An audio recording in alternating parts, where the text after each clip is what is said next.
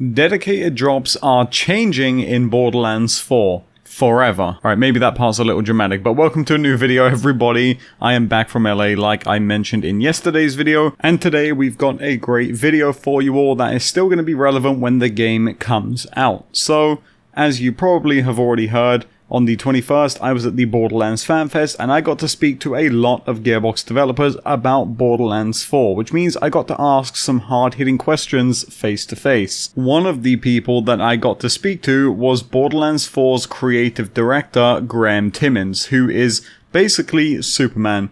This dude is overseeing most of the people working on the game, at least in a small sense. There's still hundreds of people he's probably not in charge of, but the point is, Graeme is in charge of a lot of what is happening in Borderlands 4. And let me just say real fast, before we go any further, that Graeme is an OG.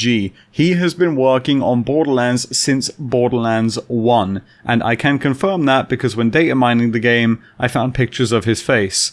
I will not put those in this video for legal reasons, and also because that would be a little bit creepy. You're welcome, Graeme. But when speaking to Graeme, I did have some questions, but the one we're going to be focusing on in this video is the most important one, which is how is dedicated drops going to work in Borderlands 4? Now, we'll talk a little bit more in detail about this here in just a few seconds, but the short answer is that they are changing internally the way drops are handled, and if you're a nerd like me who's interested in the math and the tech of Borderlands to know how everything actually comes together when the numbers hit the game, you're going to want to watch this video. So, in short, dedicated drops are going to improve in Borderlands 4. We are going to be seeing a massive shift in how farming works, purely because it's going to get easier.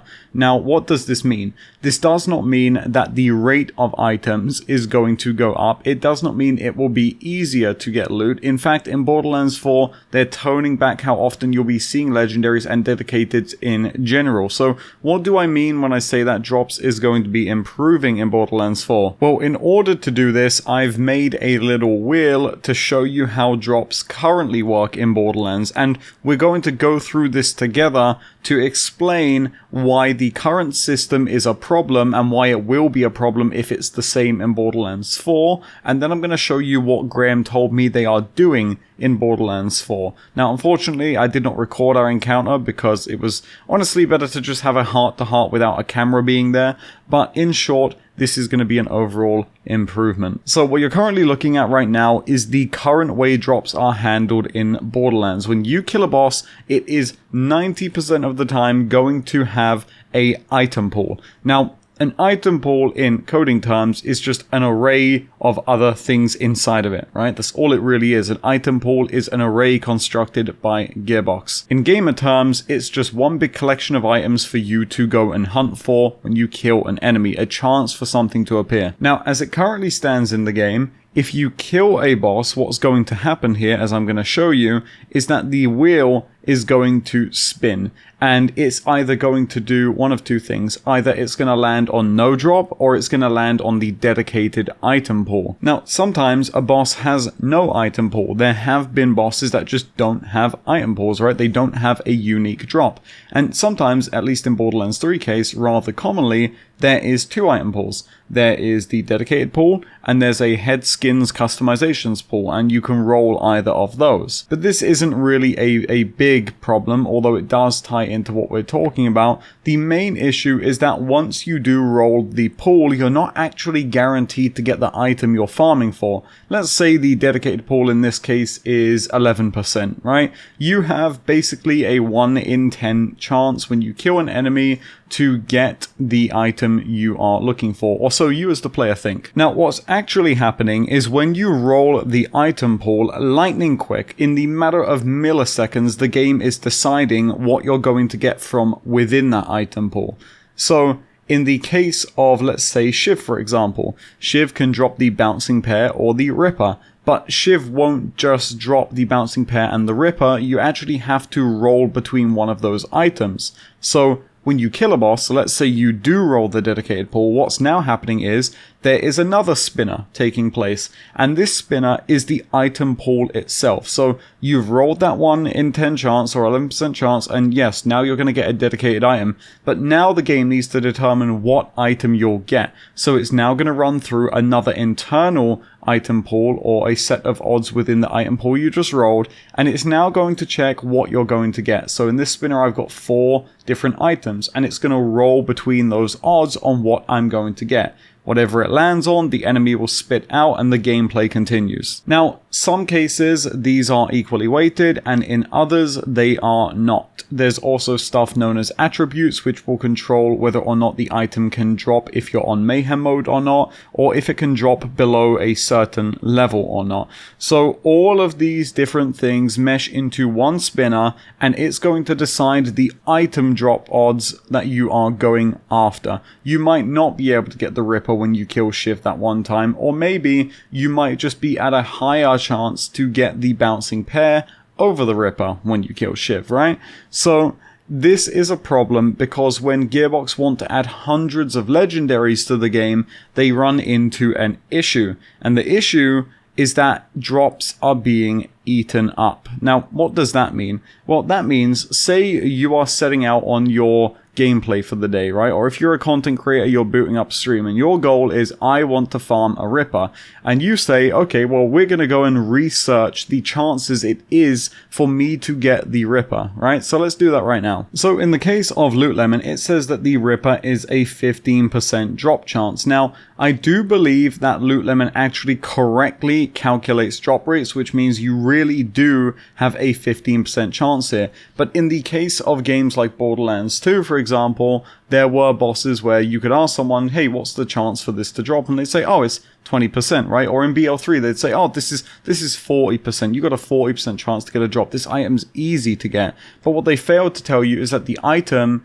isn't the only item in the pool, and as such, it's not 40% after all. It's more like 20% or 15% or 30%. So it muddies things up and really complicates the loot system, and it means that when you are killing a boss and going for a certain drop, there's a lot of kills where you're going to get a legendary and go, oh my god, that's my legendary, and it's not. It's been eaten up by another drop, and this is a problem that we've had for a while in Borderlands that people have criticized Gearbox for and said it needs to change. Well, in Borderlands 4, this is going to change. So take a look at this spinner here. This is a spinner I have made to showcase how items are now going to work in Borderlands 4, and this comes straight from Graeme Timmins, and I did double check with him beforehand making this video at the event that this is actually how drops are working, and he did say twice that yes, this is how items are working. So I really hope I'm correct about this, and Graeme, feel free to leave a comment confirming this, because if I am wrong, then I will delete the video, but to my knowledge, this is how drops will now work in Borderlands 4. So previously, as I explained, you would roll the spinner. You're either going to get a dedicated item pool, or you're going to get nothing. If you get the dedicated item pool, now we're going to roll the spinner again to see what item in that pool you will get. Now they are changing how this works in Borderlands 4 to work like this. Let's roll the spinner, please. Now when the spinner rolls, we are now rolling between no drop or dedicated 1, 2, 3, and 4. And this is because now every item in Borderlands 4 in an item pool supposedly will have its own chance to drop independently, so drops can no longer be swallowed, and this is a great change. Now unfortunately my tech isn't the most up to date, so I can't really show you this on the spinner, but what Graeme says, which is a major plus here, is that this doesn't just work for one item, because this is an overlapping percentage, meaning I can get dedicated item 1, dedicated item 2, dedicated item 3, and dedicated item 4 to drop all at the exact same time. There is no fighting for drops anymore, which means if dedicated item 1 has a rate of 20%, and so does 2 and 3, but dedicated 4 has a chance of, let's say, 3%, should I get lucky enough, I can get all 4 items to drop from a boss at once. But it's more likely that I'm probably going to see only 1 item drop or 3 items drop. but, you know, to see dedicated item 4 will still be very rare. So why is this important? Well, this is important because a lot of people were worried that if Gearbox were going to add like pearls to the game, for example, your pearl drop would be eaten up when you kill an enemy, right? And that now it's going to be a major pain to farm really rare items because of the way the system works. But as you can see here through this explanation, they're improving dedicated drops in Borderlands 4 to work in a more user-friendly way, and to the average player, you probably won't notice the difference at all. However, for modders and data miners like myself, or people who are just really interested in the nitty-gritty of the game, this is going to be all around good news, because we are no longer fighting for drops and we're no longer worrying about crowded loot pools, something which really plagued Borderlands 3, preventing Gearbox from making legendaries rare.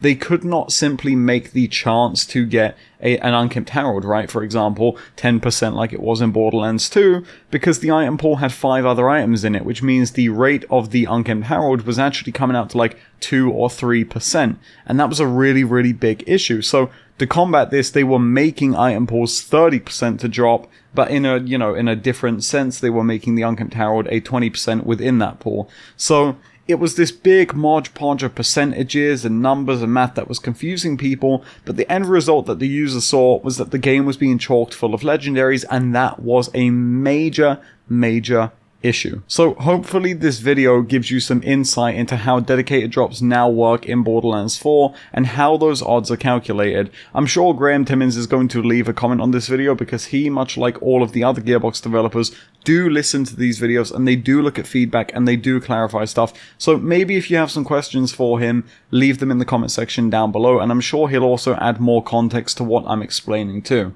But anyway, I hope you guys enjoyed this video. If you did, please leave a like on it and sub to the channel, because we are trying to hit 75k before Borderlands 4 comes out. I can't believe I'm even saying that, because hitting 70k felt like a stretch, and then we smashed that, which was absolutely crazy. But guys, thank you so much for watching this video. I really hope you enjoyed it, and I'll check you all in the next one. See you later.